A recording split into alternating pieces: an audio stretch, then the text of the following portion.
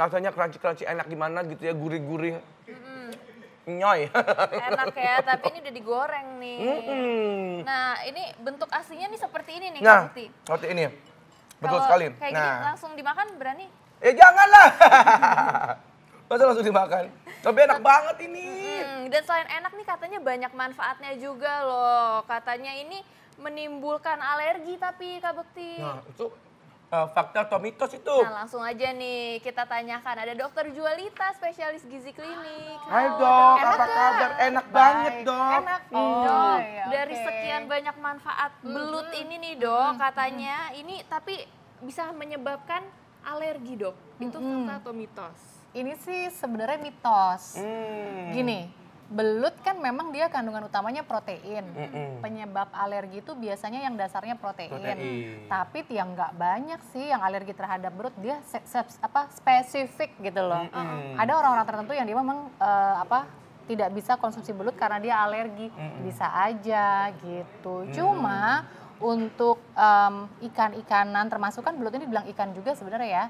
Kalau bersihin yang nggak bener-bener bersih, seringkali sih bisa aja ada keluhan, biasanya gatel-gatel gitu bisa aja. Gitu. Tapi itu bukan karena alergi. Bukan alergi ya. Baiklah kalau gitu dok. Aja ya, dok. Iya. Iya, dan ini kalau misalnya makan belut tuh sebenarnya tergantung pengolahannya ya dok ya. Iya, karena sebetulnya belut itu dia manfaatnya banyak, kan dia proteinnya tinggi. Memang lemaknya sih tinggi, tapi mayoritas lemaknya tuh lemak yang baik. Tergantung gimana kita ngolahnya. Kalau digoreng kering, dibikin macam kayak keripik belut, ya akhirnya terlalu banyak minyak tambahan, minyak trans yang akhirnya kolesterol jeleknya naik deh. Betul. Nah ini ada fakta dan mitosnya nih dok nih mengenai gizinya. Ya. Jadi katanya sama gizinya tuh dengan susu dan yogurt atau udang. Fakta atau mitos tuh dok? Ini fakta, kalau yang diomongin protein, ya kan? Iya. Kan susu, udang, terus ikan termasuk belut kan dia sumber protein hewani, ya kan? Jadi asam amino itu dia kayak batu bata untuk badan kita. Asam aminonya tuh lengkap, dia mengandung asam amino esensial. Nah, kalau batu batanya lengkap kan fondasinya jadi kuat, jadi bagus. Itu juga terjadi sama badan kita. Jadi si belut ini karena dia mengandung asam amino esensial, dia bisa membantu perbaikan jaringan, termasuk jaringan kulit. Kemudian pas kita lagi sakit, dia membentuk antibodi atau kekebalan gitu, membentuk hormon juga gitu.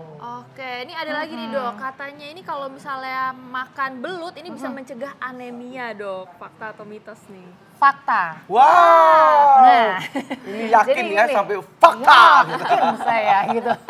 Jadi gini, kalau ngomongin anemia, si belut ini kan dia tinggi protein. Untuk membentuk sel darah merah dia butuh protein, ya kan? Betul. Terus yang kedua, biasanya orang anemia itu karena kekurangan apa sih? Darah. Zat besi.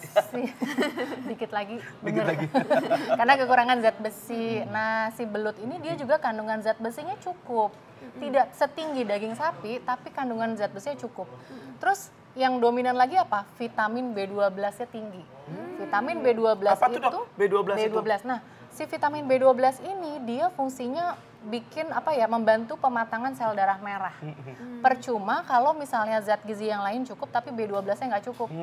Gitu. Jadi nggak efektif pembentukan sel darah merahnya. Jadi bagus dong kalau konsumsi setiap hari dong ya dok.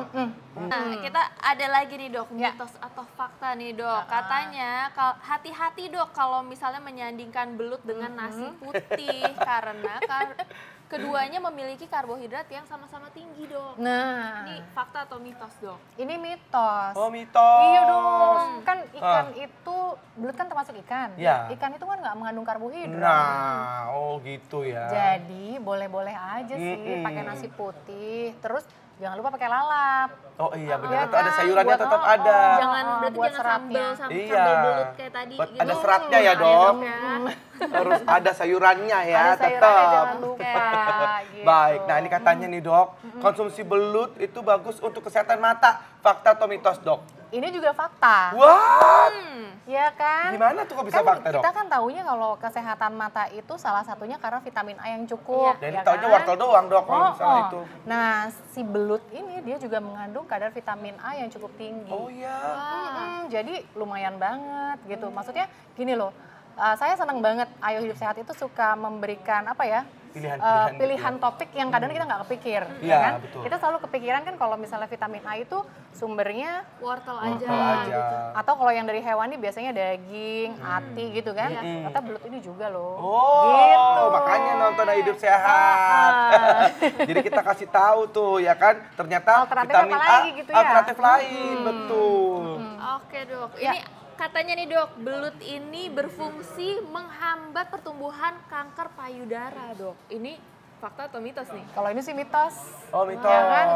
Nggak ada Nggak ada apa ya? hubungannya, Dok, ya? Belum ada yang ke arah sana. Gitu. Baik, ini ada lagi nih dok, ini ada berkaitan dengan jantung dok. Ya. Resiko serangan jantung menurun karena rajin konsumsi belut. Fakta atau mitos?